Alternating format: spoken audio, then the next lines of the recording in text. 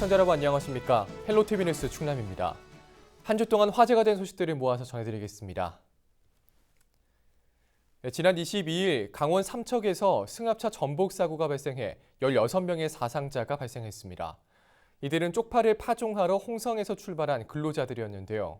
탑승객 대부분은 홍성 주민이었고 청양 주민도 1명 포함된 것으로 파악됐습니다. 그런데 운전자는 과거에 홍성에서도 비슷한 사고를 낸 적이 있었던 것으로 조사됐습니다. 한범호 기자입니다. 홍성 갈산면의 한 마을, 운전자 61살 강모 씨는 22일 새벽 이곳에서 출발해 쪽파 파종에 나설 인력들을 사고 승합차에 태웠습니다. 탑승자는 강 씨 포함 내국인 7명 중 6명이 홍성, 1명은 청양 주민으로 확인됐습니다. 외국인도 대부분 홍성이나 인근 지역에 거주하고 있었던 것으로 추정됩니다. 주민들은 이런 식으로 농번기에 작업자를 모집해 전국을 도는 일을 전문적으로 하는 사람들이 마을에 적지 않게 있다고 말합니다. 한 4대 때 되는 거 다 틀리죠. 나이 먹은 아줌매들, 불아가지매들 실땡이는 거 같아요. 특히 최근에는 외국인까지 급증해 다 함께 차를 타고 이동하는 경우가 많았다고 전했습니다.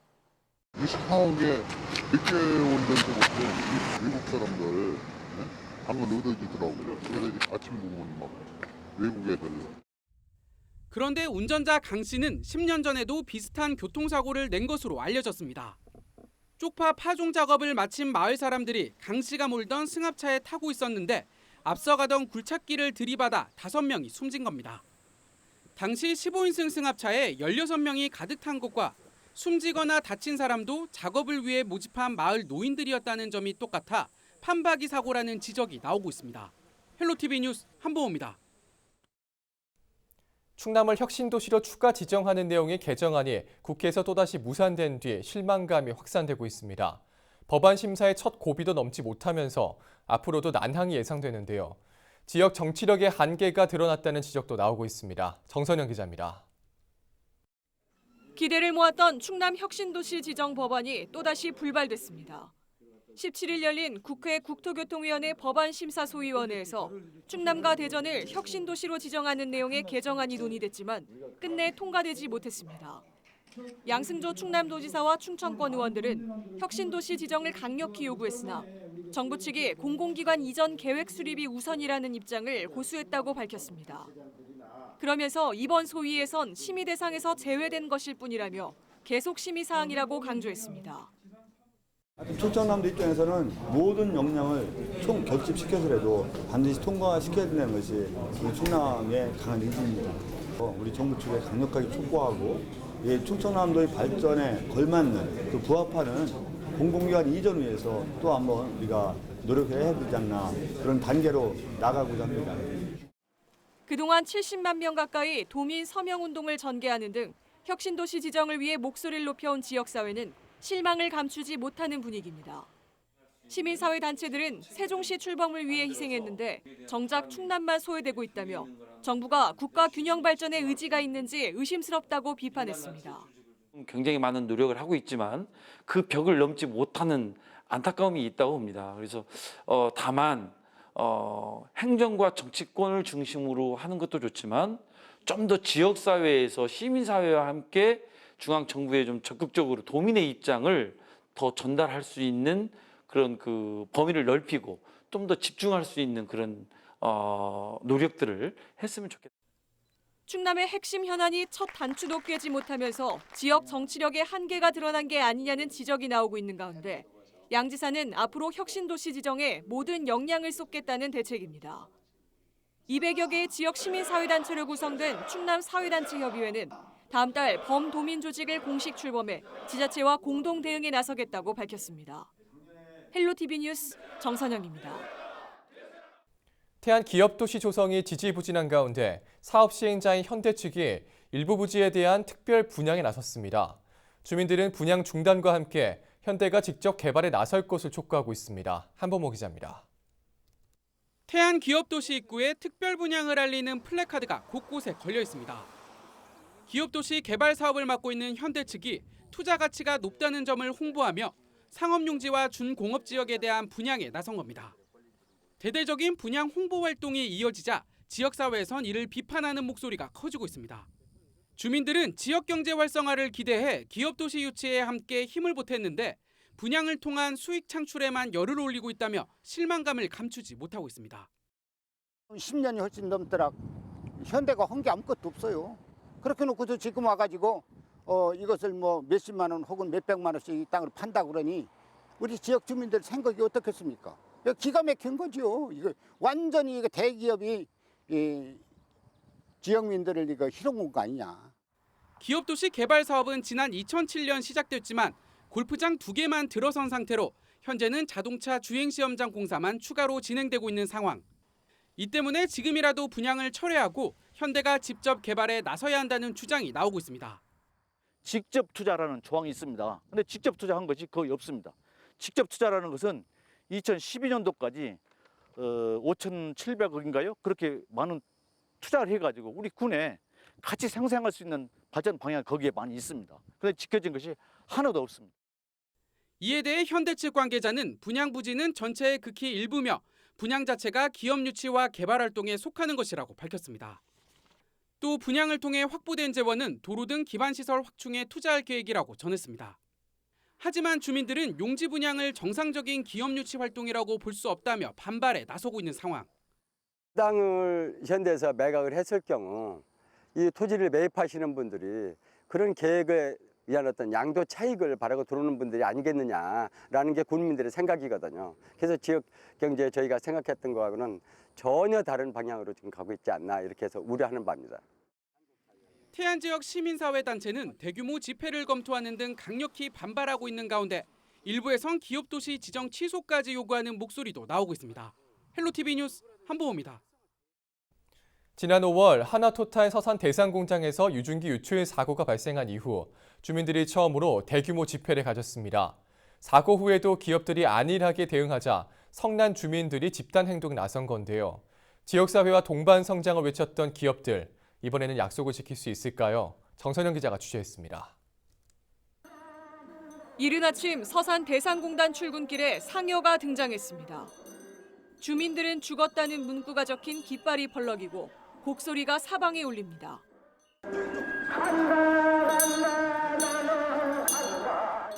최근 잇따라 발생한 화학사고에 참다 못한 주민들이 상여를 메고 시위에 나선 겁니다.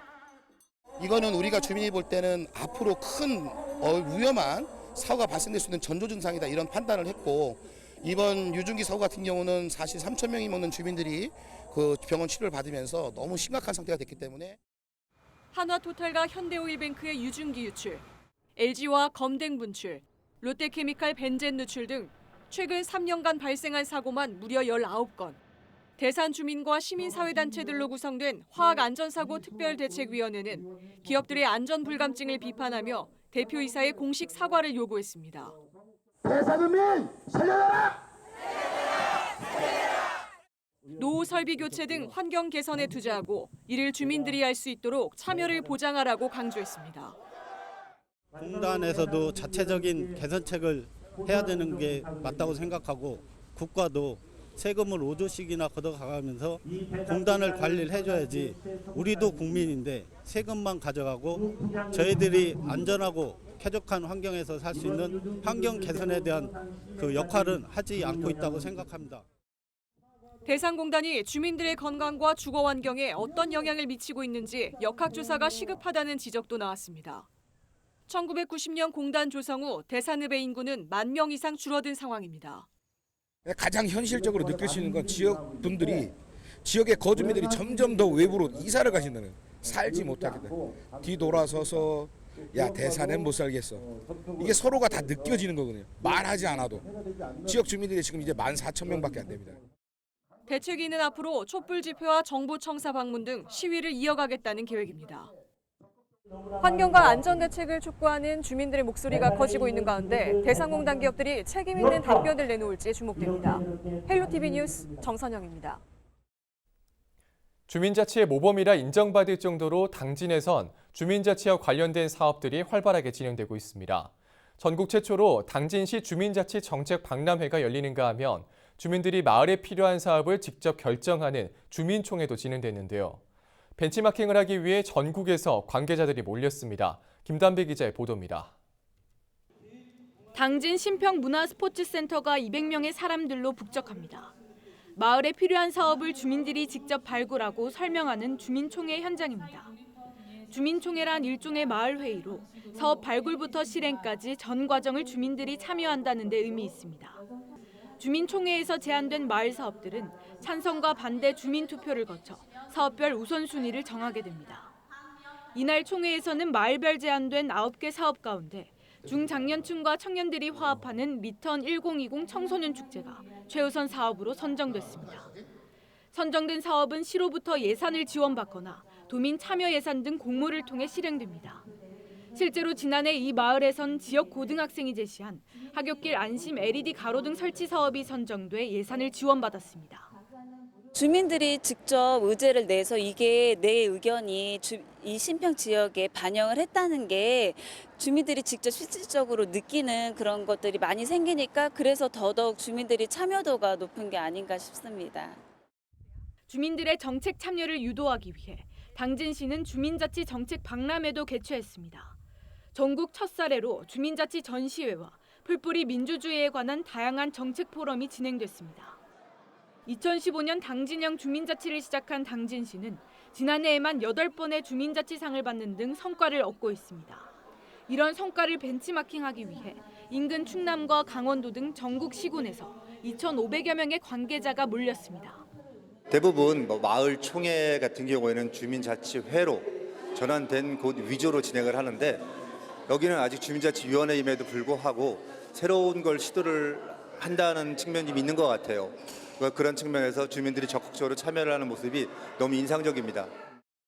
당진시는 박람회와 주민총회 개최 등을 통해 지역의 정체성을 살리고 주민자치와 지방자치가 어우러질 수 있도록 앞으로 지역문화 조성에 힘쓸 계획입니다. 당진시의 주인은 시민입니다. 실질적 자치를 위해서 시민들의 의사가 시정에 반영할 수 있는 그런 요체인데요. 실질적으로 지역의 현안들, 의제들을 주민 스스로 찾아서 논의하고 토론해서 합의 보면 그 합의본 내용들이 읍면 동정에 또 시정에 반영하는 그런 역할을 할 수 있을 것으로 기대하고 있습니다. 당진시는 이번 주민자치 박람회를 시작으로 관내 270여 개 마을자치를 실현할 계획입니다. 헬로티비 뉴스 김단비입니다. 최근 30도를 웃도는 무더위가 계속되고 있습니다. 더위를 피하고자 지자체에서 무료로 운영하는 물놀이장을 찾는 사람들이 늘고 있는데요. 대형 워터파크 부럽지 않은 피서철 명소로 떠오르고 있습니다. 김단비 기자입니다. 당진 삼선산 수목원에 위치한 야외 물놀이장입니다. 아이들이 대형 양동이에서 폭포처럼 쏟아지는 물을 맞으며 더위를 한 방에 날려보냅니다. 시원한 물속에 몸을 맡기고 있다 보면 푹푹 찌는 폭염은 딴 세상 이야기입니다. 친구랑 노니까 너무 재밌어요. 시원해요. 이곳을 찾는 방문객은 주말 하루 평균 300명. 휴가철 멀리 가지 않고도 집 가까운 곳에서 무료로 즐길 수 있다 보니 가족들에게 단연 인기입니다. 위생적인 것도 그렇고 조금 전반적으로 다 깨끗한 것 같아요, 이쪽이. 아니, 지금 일주일 내내 오고 있어요. 여기가 사실 무료이고 그리고 오면은 좀 시원하고 가까워서 이쪽 살거든요. 예산에선 봉수산 자연휴양림 물놀이장이 문을 열었습니다. 산골짜기에서 흐르는 청정 계곡물을 이용한 시설로 초등학생까지 무료로 이용할 수 있습니다. 예산 군청사 광장과 산성리 어린이공원 물놀이장은 27일 개장해 다음 달까지 운영됩니다. 서산시 종합운동장에도 물놀이장이 마련됐습니다. 총 830제곱미터 면적에 한 번에 300명 이상을 수용할 수 있는데 깊이가 30cm 이하로 낮다 보니 아이들이 놀기에 좋습니다. 또 간이 샤워장과 탈의실, 조합놀이대 등 다양한 편의시설과 놀이기구를 갖추고 있습니다. 지난주 개장한 태안 청소년 수련관 인근 무료 폭염쉼터는 다음 달 말일까지 운영됩니다. 태안 최초 야외 물놀이 시설로 매일 오전 10시부터 오후 5시까지 사용 가능합니다. 연일 무더위가 계속되고 있는 요즘 지자체에서 운영하는 무료 물놀이장에서 피서를 즐겨보시는 건 어떨까요? 헬로티비 뉴스 김단비입니다. 양파와 마늘 농가가 가격 폭락으로 직격탄을 맞고 있습니다. 인건비 등 이것저것 빼고 나면 사실상 손해라는 하소연이 터져나오고 있습니다. 한범호 기자입니다. 충남 서산의 한 농산물 도매업체, 창고 안이 마늘로 가득합니다. 농가에서 사들인 물량은 지난해보다 20% 정도 늘었는데 가격은 반토막 나면서 운영에 어려움을 겪고 있습니다. 가격이 폭락한 양파는 아예 취급조차 하지 않고 있습니다. 금년에는 너무나 싸가지고 그래서 그걸 팔아가지고 도저히 운영할 수가 없기 때문에 금년에는 상해에서도 양파 받는 거를 취급 안 했습니다.